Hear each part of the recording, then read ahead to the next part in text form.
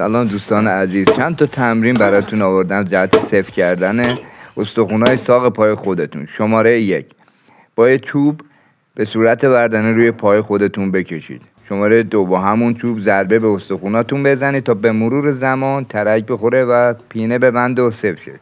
شماره 3 هم همین حالته. شماره 4، با یه لاستیک شروع کنید، یواش یواش بعد از اینکه پاتون صفر شد، ساق پاتون صفر شد، ضربه به لاستیک بزنید و نم نم انجام بدید. دوستان یادتون باشه این تمرین‌ها به مرور زمان ساق پای شما رو سفت میکنه تا بتونید قوی‌تر و بهتر عمل کنید.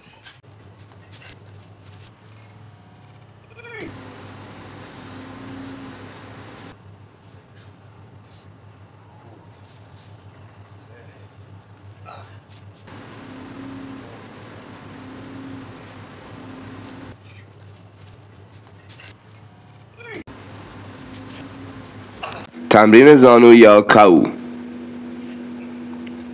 در محیط‌های زانو یکی از مرگبارترین و کاربردی‌ترین سلاح است. زانوی مستقیم یا کاو ترنگ قدرت زیادی دارد و در فاصله نزدیک میتونه حریف رو از نفس بندازه. مبارزانی که به خاطر قدرت، دقت و استقامت در ضربه زانو از اون استفاده میکنن بهشون لقب مویکاو داده میشه. این سبک مخصوص جنگجویانی که فقط با زانو وارد میدون میشن و فشار میارن و حریف رو در کلینچ خورد میکنند. اگر میخواین مویتایی رو واقعی یاد بگیرین، تمرین زانو باید جزو اصلی ترین بخش تمرینات باشه، چون زانو یعنی قدرت، کنترل و تسلط بر حریف. در مویتای هر ضربه کاربرد خودشو داره. آرنج یا سوک برای بریدن و شکافتن استفاده میشه. زانو یا کاو مثل یک گرز عمل میکنه و قدرت زیادی در نزدیکترین فاصله رو داره. مشت یا مد، مشت ها برای خرد کردن و شکستن گارد و همچنین ضربه به سر و بدن حریف به کار میرن.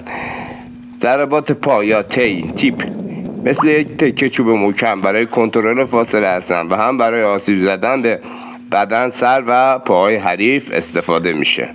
و در آخر هم یک نوع کشتی مخصوص خاص خودشو داره که به عنوان چپکو معروفه. دوستان سلام، تمرین ضربه آرنج یا سوک.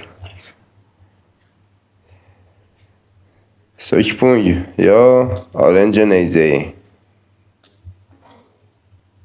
سوک ساپ، آرنج از بالا به پایین. سوک گراب تد، آرنج چرخشی به صورت موازی. سوک تی، آرنج سقوط کننده. با سلام خدمت دوستان عزیز، چند تا تمرین به جای کیسه بوکس با لاستیک.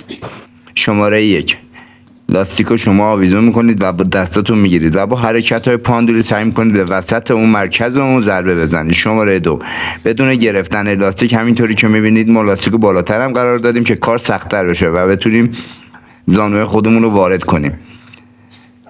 سعی کنید خودتون رو تو این حرکت کنترل کنید و مرکز لاستیک رو هدف قرار بدید.